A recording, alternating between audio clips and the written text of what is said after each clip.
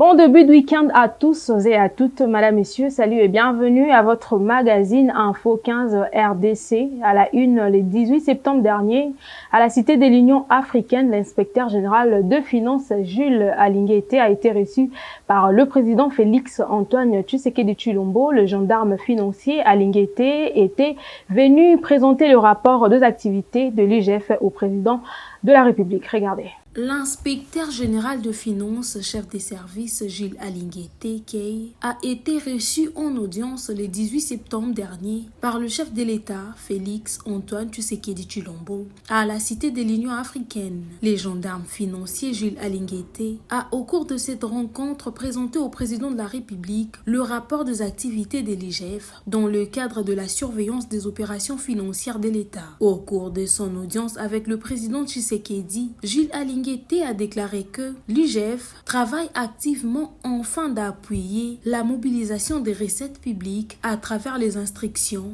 claires et précises du président Tshisekedi. Le numéro 1 de l'inspection générale des finances a souligné que son institution est dans la droite ligne des instructions données par le président Félix Tshisekedi en vue d'incarner sa vision en matière de lutte contre la corruption. L'inspection générale de finances est placée sous l'autorité du président de la République poursuit sa lutte acharnée contre les antivaleurs, notamment le détournement des deniers publics et la corruption qui entrent dans ses missions de vérifier, contrôler, assurer l'audit technique, administratif, financier et comptable a priori et a posteriori sur l'ensemble de l'administration publique nationale, d'étudier toute question, d'exécuter toute mission relative aux finances publiques, à la comptabilité publique.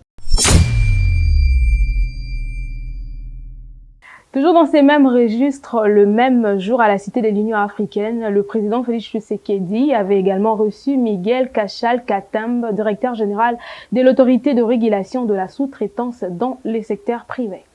Après Jules Alinguete, Miguel Cachal Katemba, directeur général de l'autorité de régulation de la sous-traitance dans les secteurs privés, ARSP en sigle, a été également reçu en audience par le chef de l'État, Félix Antoine Tshisekedi, le même 18 septembre 2024, à la Cité de l'Union africaine. Le chef de l'État a instruit au DG de l'ARCPT de mobiliser toute la société de la sous-traitance à travers une sensibilisation afin de s'acquitter de leurs devoirs fiscaux en vue de permettre à l'État congolais de mobiliser les moyens de sa politique. De son côté, Miguel Cachal Katemba a rassuré le président sur la traçabilité de ressources générées par la sous-traitance, affirmant que celle-ci contribue désormais de la manière significative au budget national. Il a également mis en avant l'ambition de l'ARSP de faire de la sous-traitance un moteur de développement pour la République démocratique du Congo, renforçant ainsi l'économie nationale. Et si on changeait de chapitre à présent, le 10e congrès de l'UNPC s'est clôturé le vendredi 20 septembre avec un nouveau comité à sa tête. C'est le ministre de la Communication et Médias, Patrick Muyaya Katebwe, qui l'a clos comme il a ouvert le mardi dernier. Débuté le mardi 17 septembre, le 10e congrès de l'Union nationale de la presse du Congo, UNPC, s'est clôturé le jeudi 19 septembre 2024. Après 3 jours de travaux intenses, les congressistes de la presse ont sanctionné leurs travaux avec des élections du comité directeur national. À sa tête, Baudouin Kamanda Wakamanda, ancien correspondant de la RFI à Kinshasa. Cyril Kileba, élu vice-président, Marraine Mouyong Yave Molonde, au poste du deuxième vice, Jaibei Zegbia, restait à son poste de secrétaire général, Rachel Kintita, élie trésorière générale, Rema Boueka Sergine, conseiller, Simeon Isako, au poste de juge dans la commission de discipline. Venu pour ouvrir ses travaux qui avaient pour thème Renaissance, ensemble et façonnant l'avenir de notre profession, le ministre de la Communication et Médias, Patrick Muyaya Katebwe, devant 200 congressistes venus des 25 provinces et c'est de Kinshasa, la capitale, a clos ces congrès. A consisté à nettoyer les textes pour doter les nouveaux comités, comme je le disais la dernière fois. Les plus importants dans cet exercice, c'était d'abord les textes qui garantissent la force de l'Union. Et je pense qu'avec les comités directeurs qui viennent d'arriver, nous pouvons considérer que la marche a commencé. Un peu comme je le disais encore, ce matin, c'est l'union qui a gagné.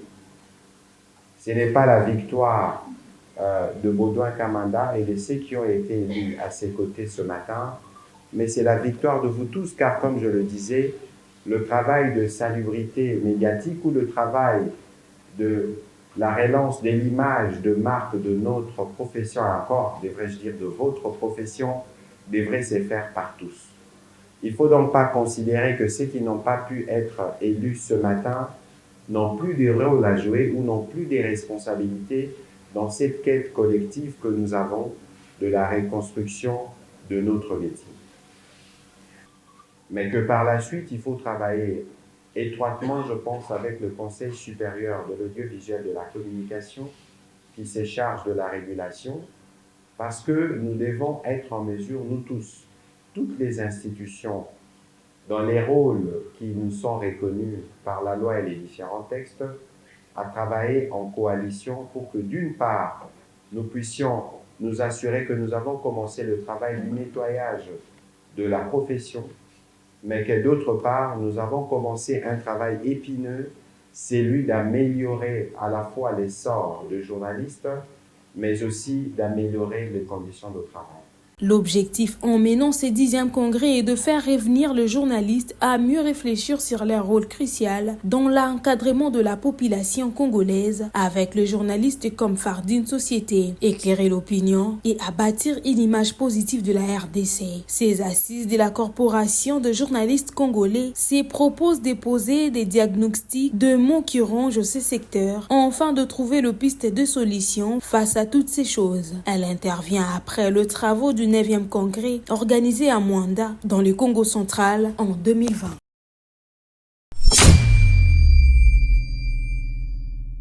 Parlons sécurité à présent, le porte-parole de l'armée congolaise, le général-major Sylvain Ekenge, est revenu sur les qualités requises à un officier. C'était au cours de l'émission chronique des forces armées de la République démocratique du Congo. Retour en image. L'officier est ce militaire, pétri des valeurs et des qualités professionnelles qui les hissent dans la classe des nobles. L'officier n'est pas noble par sa volonté, il ne l'est pas à cause de sa tenue, il ne l'est pas non plus à cause de son grade ou de la fonction qu'il occupe à la tête d'une unité de l'armée. L'officier est noble à cause justement des valeurs morales incarnées en lui. Parmi ces valeurs se trouve en pole position le courage. Le courage d'affronter les dangers et la mort. Le courage de conduire les hommes sous le feu au combat. Le courage de conduire la troupe sur ce que les guerriers appellent le chemin étroit qui mène à la victoire. Oui, ce chemin est vraiment étroit. Il est tellement étroit que seul le chef militaire de caractère, celui qui sert d'exemple à ses hommes, celui qui sait les galvaniser, l'officier qui a un courage exceptionnel, ose l'emprunter. C'est un véritable leader, comme je l'ai dit, pétri des valeurs morales strictement nécessaires à l'accomplissement de sa mission du chef militaire. Un chef militaire qui a la personnalité, un chef militaire capable de distinguer des valeurs militaires superflues de celles qu'il faut absolument conserver. L'officier se caractérise par son devoir de réserve face à toutes les situations. Il y a la loyauté envers les institutions légalement établies. C'est une autre vertu cardinale qui doit habiter l'officier. Le chef d'état-major général ne cesse de le marteler dans ses nombreuses causeries morales. L'officier doit se distinguer par sa loyauté et son patriotisme éprouvé. De l'officier, on attend plusieurs autres valeurs.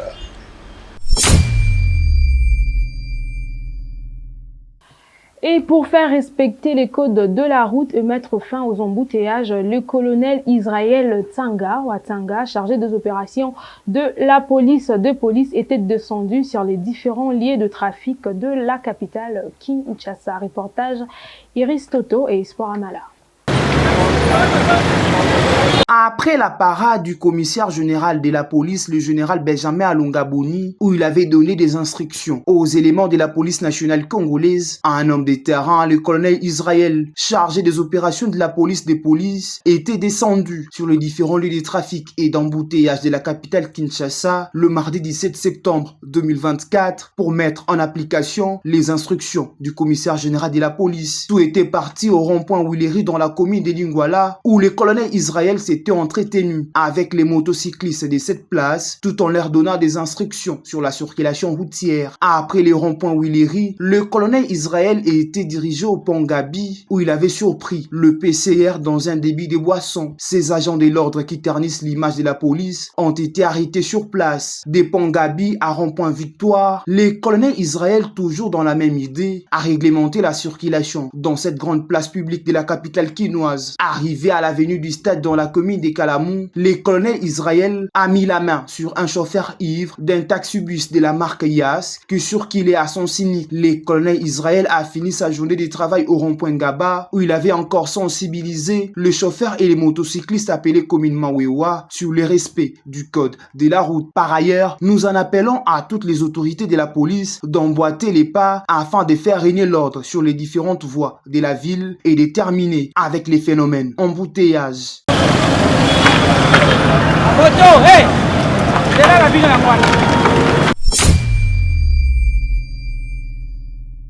Et pour boucler la boucle parlant société, madame, messieurs, un accident de circulation s'est produit les mercredis derniers à Pompage, dans la commune d'Engaliema. Un camion de marque Benz sans frein a fini sa course sur un autre camion, sauvant ainsi la vie de plusieurs motocyclistes. Christian Bungu, reportage.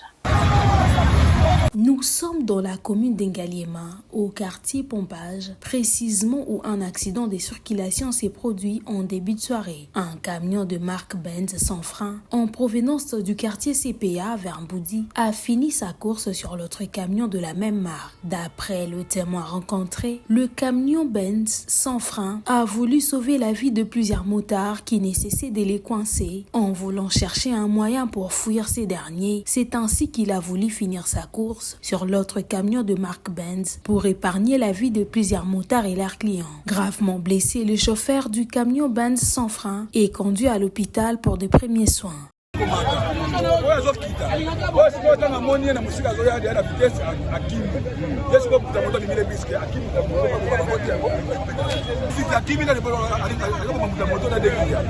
Ceci étant dit, aux chauffeurs de taxi et plusieurs autres véhicules, ainsi le motard, de bien prendre conscience, primo, de bien contrôler leurs engins avant sa sortie, secondo, de bien respecter les codes de la route pour éviter de tels dégâts.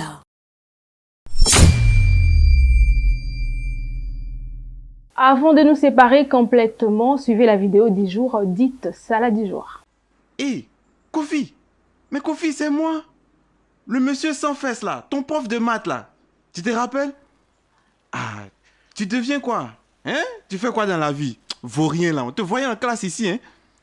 Je vends racine carrée au marché de Gros avec Pythagore et Thalès.